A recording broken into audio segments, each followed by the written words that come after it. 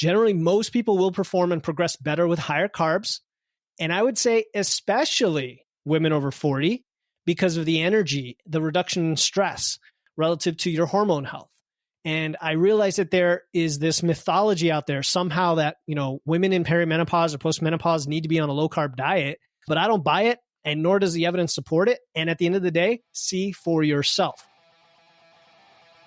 Welcome to the Wits and Weights podcast. I'm your host, Philip Pape, and this twice-a-week podcast is dedicated to helping you achieve physical self-mastery by getting stronger, optimizing your nutrition, and upgrading your body composition. We'll uncover science-backed strategies for movement, metabolism, muscle, and mindset with a skeptical eye on the fitness industry so you can look and feel your absolute best. Let's dive right in. Wits and Weights community, welcome to another solo episode of the Wits and Weights podcast. In our last episode, 117, Starting Strength, the Novice Effect, and Barbell Lifts with Cody Anino, Cody and I talked about the transformative power of barbell training. We covered the principles and benefits of starting strength, some common misconceptions about strength training, and the crucial novice effect. We compared different training methods, how barbell training impacts mental health, and how to get your form checked online. Today, for episode 118, we're doing a Q&A to answer questions from the free Wits and Weights Facebook community and emails and messages from listeners. I will tackle your burning questions on the most effective macro splits for muscle building, especially for women in their 40s, and debunk some myths along the way. I discuss the importance of electrolytes versus plain water during workouts and how to navigate hunger when transitioning from maintenance to a bulk. Plus, I get into the specifics of lean bulking and how to set your macros for optimal results. Then I'm doing a rapid fire Q&A based on questions from our recent Rapid Fat Loss Challenge, covering everything from the impact of high intensity cardio on muscle growth to the most satiating foods when calories are tight. Now, each episode, I do like to highlight the latest reviews on the show. So here are two short 5-star reviews from this week. The first one is from The Fallible Man. Real talk, good advice. I appreciate Philip's show. It sounds like the same thing I would tell my clients. As a certified personal trainer, there's so much trash out there. It's awesome to find a show with such great advice. Philip shares real, measurable, achievable goals for real people who are looking to change their lives.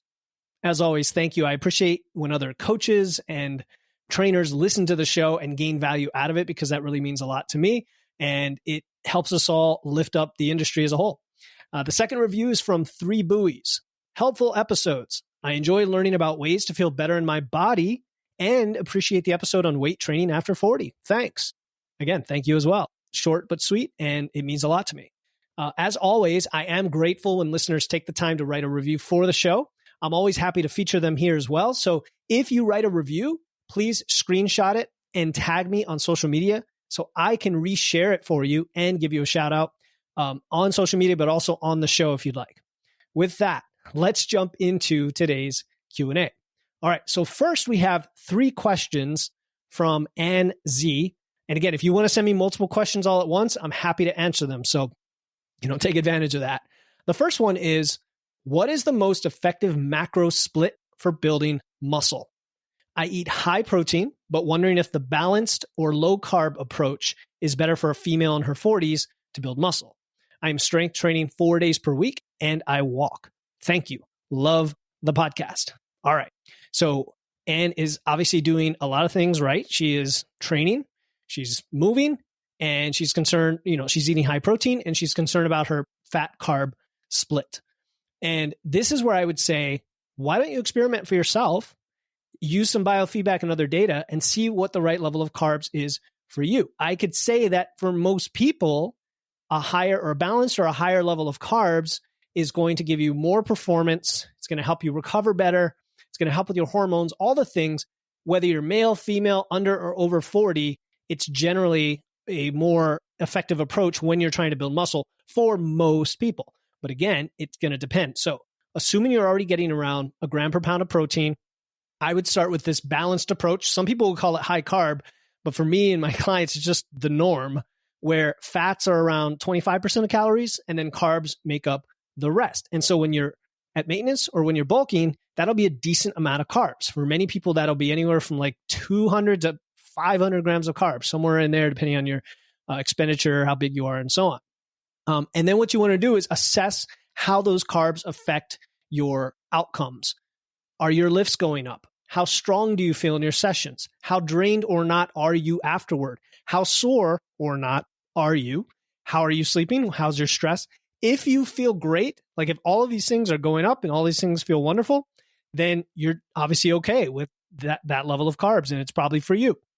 If something feels off, like your digestion or your performance, your energy, something's just not quite right after you've given it a good 4 to 6 weeks, then try the higher fat, lower carb option, right? So again, if you're using Macro Factor, you can set that up when you set up the macro plan. You can tell it to do a low carb or even a keto level type diet. Now, again, generally, most people will perform and progress better with higher carbs. And I would say especially women over 40 because of the energy, the reduction in stress relative to your hormone health. And I realize that there is this mythology out there somehow that, women in perimenopause or postmenopause need to be on a low carb diet. But I don't buy it, and nor does the evidence support it. And at the end of the day, see for yourself what we call N equals 1, experiment for yourself. So that would be my advice there. And okay, so then her second question, totally different question. Is it necessary to drink electrolyte mix versus water? I generally drink straight up water, but I also don't sweat a ton during strength workouts. So here's my take on this. Is it necessary? Maybe not. Like adequate hydration is going to get you most of the way there. And if you're eating plenty of whole foods, especially fruits and other foods that are high in electrolytes, then you get quite a few from your diet. Like this is why I love bananas, especially pre-workout. I'd recommend, even having said that, if you want to try it out and see if you feel any better or more hydrated, having either a mix, a powder, or as simple as a fresh squeezed lemon plus salt in your water, what some people call homemade Gatorade, and do that once a day before or during or after your workout. You could always do more if you're very active, if you're sweating a lot, if you're feeling dehydrated, but just make sure you're at least getting the water at least, right? And that's not the issue. And also food sources like bananas and other fruit. And once you do, then adding some of these other mixes could be helpful. A subset of electrolytes includes magnesium, and I would spike that out separately and say that most people should be supplementing magnesium, which is one of the electrolytes. But then in general for electrolytes, you can get powder like Dr. Berg's Element, which is the letters LMNT, or even First Form brand electrolytes. Now, I'm an affiliate of First Form, so if you want to support me, go to firstform.com/witsandweights or click the link in my show notes. They also sell electrolytes. Okay. And then her third question is, what are your thoughts on hunger, even when you've reached your calories, when transitioning from maintenance into a bulk? Okay, so this is an interesting one. This is hunger, not in a fat loss phase, but hunger while you're in maintenance and you're getting ready to go into a bulk. I had a few times where I've been hungry and know my metabolism is likely continuing to adjust as I gain muscle. Should I eat something since I'm not cutting during these times when I'm hungry? If I'm eating at maintenance but still have hunger in the evening and even overnight, does that mean that I need to increase calories? Well, it's going to depend on if you just came out of a fat loss phase and then switched to maintenance. There could be some emotional or psychological hunger that's being triggered because you're eating more calories and probably more frequently. And so just be aware of that. But when you're bulking, and I know you're not bulking yet, you're maintenance, but when you are bulking, you should have much less hunger and your metabolism will slowly adapt upward and you could eat more and more. And eventually most people don't have any issues with hunger and eventually get kind of sick of eating food when they're on a longer bulk. But I would still use the fundamental principles of meal planning, prioritizing protein and fiber, being aware of physical versus psychological hunger, and so on. No matter what phase you're in, it's always a helpful skill. Now, hunger itself is a pretty complex thing. And before I just assume you need to increase calories because you're going into a bulk, in other words, what you're asking me, Ann, is should I just start upping my calories now? Well, I mean, if you're not trying to be in a bulk and you want to be at maintenance, well, no, you don't want to increase your calories. But it's also good to listen to your body, and energy availability or lack thereof can be a very legitimate reason that your body is saying you're hungry. And so this is why I recommend being on what I call the top side of maintenance, which means aim for maybe 50 calories over your calorie target each day, even when you're at maintenance. Okay, 50 calories isn't that much. It's almost in the noise, but it gets you to ensure that your body is avoiding being in an accidental deficit. So if you just try to stay at maintenance, but then your body, let's say, dips in terms of or increases its expenditure, and all of a sudden you're kind of in a slight surplus, you're not getting all the energy you need, that could cause you to be hungry.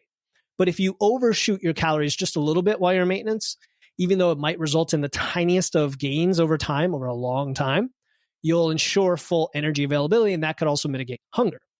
Also, of course, always be sure that you're covering the basics. Are you eating mostly nutrient-dense whole foods, like 80 to 90% of your food choices? Are you targeting at least 0.8 grams per pound for your protein? If you're around there, you might want to get 0.9 or 1.0 grams, or maybe 1.1 or 1.2 and get some extra satiety that way without having to increase your calorie. You just shift the macro balance a bit. Are you eating enough carbs, right? Because this could be another indication of sufficient energy and keeping calorie density lower, just getting enough carbs as opposed to too much fat, right? Because if you have too much fat and the calorie density could mean that you're not getting as much volume and you're not feeling as full. And then are you staying hydrated and using electrolytes, just to answer your last question we talked about?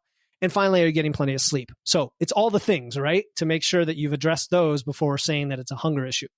So assuming these are covered, then here's some more advanced things that you can look at. Number one is meal timing. You might want to shift calories more toward your workouts, shift carbs toward your workouts, or shift calories toward the low energy times of day when you would otherwise be tempted to reach for a snack. Maybe this is later in the evening, right before bed, something like that, where you say it's really more physiological hunger because of your habits. And now you're just going to shift calories and kind of satiate that need, satisfy that need, and still hit your calories. And then, of course, if you want to evaluate whether it's emotional versus physical hunger, I do have a hunger scale guide and diary that you can find at witsandweights.com/free. I also have a hunger hacks guide, which is a long list of things that you can do to mitigate hunger, whatever phase you're in. And one of those might stick out with you as, oh, I'm not really doing that, but if I did, maybe that would solve the problem. So it's kind of a complex topic, but it doesn't have to be if you're putting all these things in place. And if you're at maintenance, ready to transition to a bulk, I would take care of all these other things first to see that it's you've mitigated the hunger as much as you can before considering actually just increasing the calories. But if you're going to go into a surplus anyway, there's no need to wait, really. So you could do that. So again, if you want to get the Hunger Hacks Guide or the Hunger Scale Guide and Diary, just go to witsandweights.com/free. Hey, this is Philip, and I hope you're enjoying this episode of Wits and Weights. I started Wits and Weights to help people who want to build muscle, lose fat, and actually look like they lift. I've noticed that when people improve their strength and physique, they not only look and feel better, they transform other areas of their life, their health, their mental resilience, and their confidence in everything they do. And since you're listening to this podcast, I assume you want the same things, the same success, whether you recently started lifting or you've been at this for a while and want to optimize and reach a new level of success.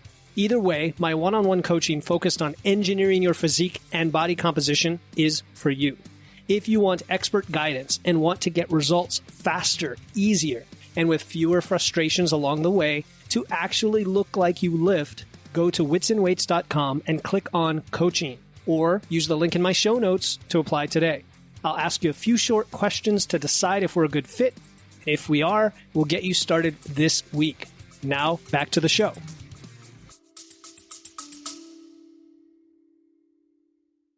Hey listeners, this is Philip Pape, and I'm excited to announce our upcoming, totally free 21-day challenge starting December 1st. It's called the Wits and Weights No Diet Holiday Body Recomp Challenge.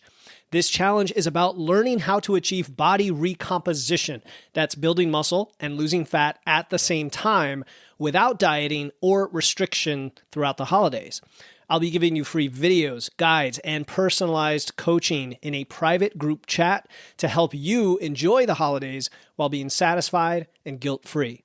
The kickoff call is Friday, November 17, and the link to enroll is in the show notes. no matter what episode you are listening to.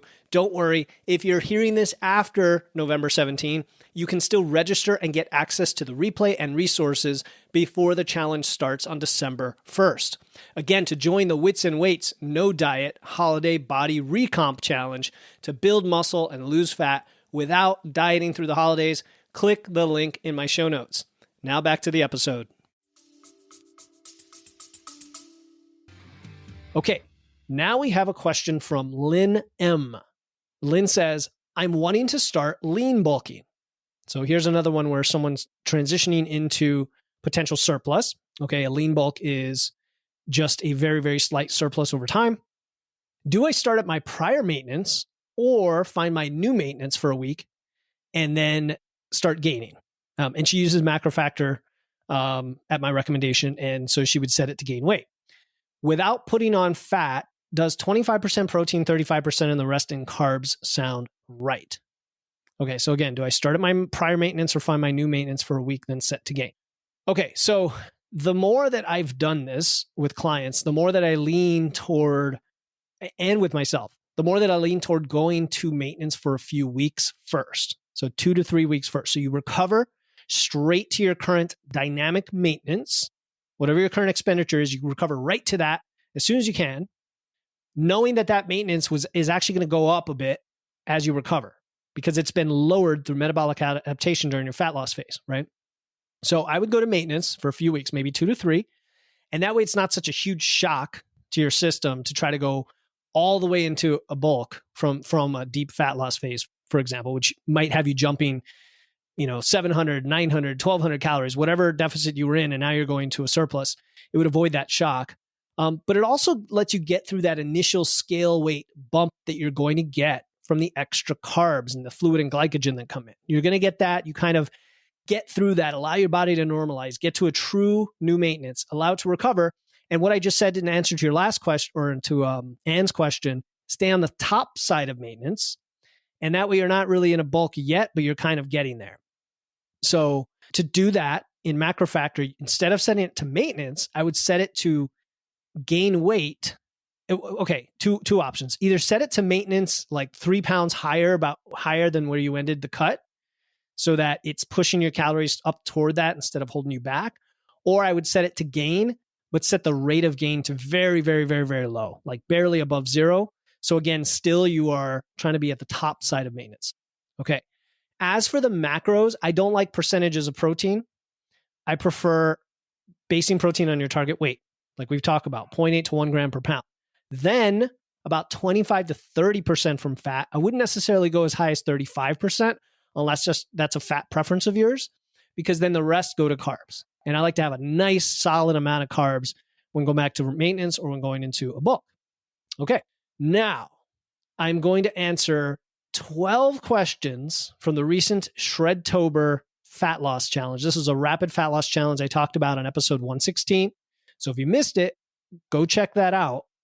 And today I'm going to answer these questions rapid fire style. So really quick answers to really quick questions. Here we go. Does high intensity cardio negatively impact muscle growth during a calorie deficit like the one used in the challenge? All right. There is evidence that doing too much cardio in addition to training during an aggressive calorie deficit can impair muscle growth and strength because of all the extra stress, the extra demands on your body. So I like to limit cardio, thank you, Mike Matthews, to no more than half the time spent training. That's a general guideline. Next question.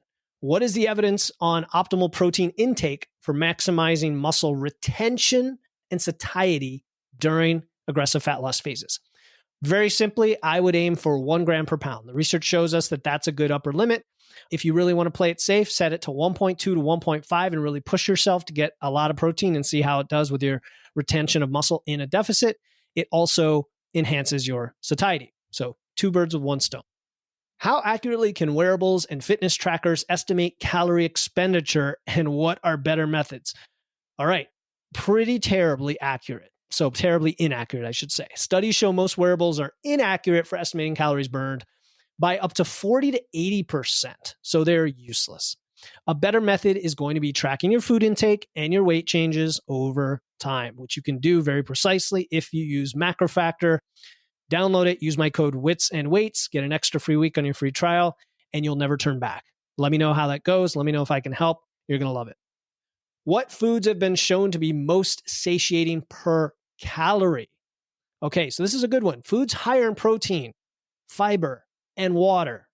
That's where you're going to look for. If they're high in protein, fiber, and or water, they're probably going to be the most filling per calorie. So this is lean meats, legumes, vegetables, fruits, potatoes, oats. There's really a lot that fit into those categories. You can still have a sustainable, balanced, delicious diet focusing on those, and that's great during fat loss. How does the order of macronutrients consumed affect blood sugar regulation? Is this important for non-diabetics? The order of what you consume really doesn't significantly affect blood sugar in non-diabetics. It's really the total meal composition and your strength training and activity. So if you're lifting weights and you're walking, those are the most important things you could do for your blood sugar. And then the meal composition is also somewhat important, but it doesn't matter as much because again, if you're maintaining some good muscle mass and you're moving, that's all going to use that glycogen in the way the body intended, and you're not going to have to worry about it. What are effective strategies for dining out and eating at social occasions while adhering to a structured diet plan? Well, planning ahead, being selective with your menu choices, having a plan in your head for what you're going to do, using apps like MacroFactor to estimate things or look at databases or restaurant menus, doing leftovers. I love leftovers. You don't have to eat everything. You could take some leftover and then heat it up later for lunch, and focusing more on things like the social experience rather than the food itself. All of these are good strategies for dining out and eating at social occasions. What is the impact of refeed days during fat loss in terms of physiological and psychological benefits? So just real quick, a refeed day is when you jack up the calories by increasing carbs and you get back up to your maintenance calories for one day or 2 days during fat loss. Well, refeeds have been shown to help restore leptin, glycogen, restore your metabolism a little bit, restore your hormones, just temporarily though. They're going to get back to where they were before, but temporarily they do that. And so as a result, you get a psychological boost. And this is the real important part. They give you this mental break, they replenish your motivation, and they might actually get you some physiological performance boost in the gym the next day. What is the evidence that tracking and logging food intake consistently improves fat loss and body composition outcomes? This is unequivocal. Numerous studies show that tracking is linked to greater weight loss and more successful maintained weight loss compared to not tracking. It improves awareness and compliance, period. There's no issue if you don't have a history of some sort of a disordered obsession with tracking, and it's more of a problem that requires medical help. Tracking can only help because of the awareness than not tracking, period. How long does it take the body to normalize water weight and glycogen levels after refeed days? This is important because during the challenge, we had 2 refeed days, and each time that happened, the participants would say, oh no, look at this big bump in my weight the next day. Yes, that's to be expected. And then what do you find out? Two or 3 days later, for most people, it came right back down to where it was and continued. In reality, it could take anywhere from 2 to 5 days for the body to normalize water and glycogen levels after a large increase in carb intake. Again, most people I see it drop back after about 2 days, but it could take a little bit longer. What are effective strategies for transitioning from an aggressive fat loss phase back to a sustainable nutrition plan? I do want to take a little exception to that question, the way it's worded, because an aggressive fat loss phase can still be based on sustainable nutrition principles, but it's a short-term extreme of pushing the limits based on those principles that you would not do for very long. So in that sense, it's not something you would sustain forever, but it can be based on sustainable nutrition principles. All right, so that's the question. What are the strategies? Okay, gradually increasing your calories. So not reverse dieting, but like going to maintenance and then going to a bulk might be a good strategy, or increasing them in a way that feels good for you and your digestion.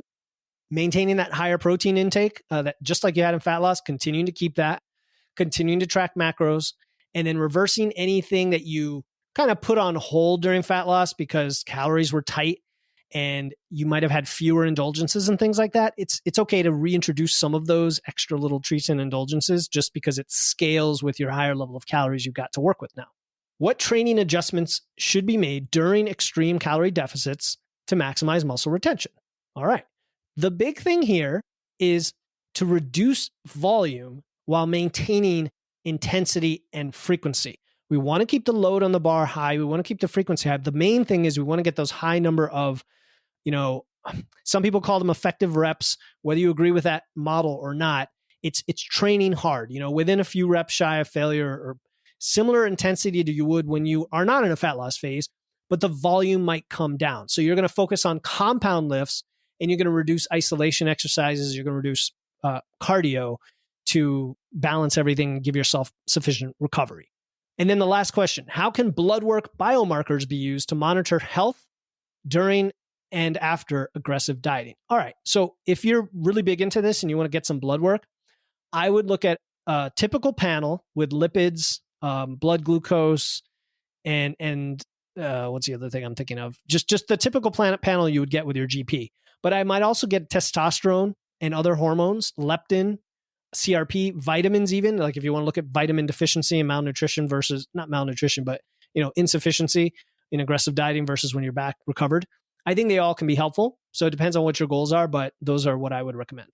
Okay, those are all the questions for today. And if you want your question answered in an upcoming Q&A episode, the best way to do that is just send me a message on IG at Wits and Weights or Facebook. You can DM me or you can go to the free Wits and Weights Facebook community and reach me there. Those links are always in the show notes. In our next episode, 119, Reclaiming the Joy of Running After 60 with Barry Karch. We dive into Barry's transformative journey from burnout to vitality through the power of running. Yes, you heard that right. I know I hardly ever talk about running on the show. Sometimes I give running a bad name, and this guy is going to inspire you if you are interested or do enjoy running. I always say, run if you enjoy it, right? It's all about your values and your goals. So he's going to talk all about running. He's going to share how reclaiming his love for running in his 60s became more than a strategy for weight loss. It morphed into a philosophy for life. Whether discussing the secret to lasting motivation or how to defy the limitations of age, Barry's insights offer sound principles for anyone looking to seize control of their health at any stage of life. As always, stay strong, and I'll talk to you next time here on the Wits and Weights podcast. Thank you for tuning in to another episode of Wits and Weights. If you found value in today's episode and know someone else who's looking to level up their wits or weights, please take a moment to share this episode with them. And make sure to hit the follow button in your podcast platform right now to catch the next episode. Until then, stay strong.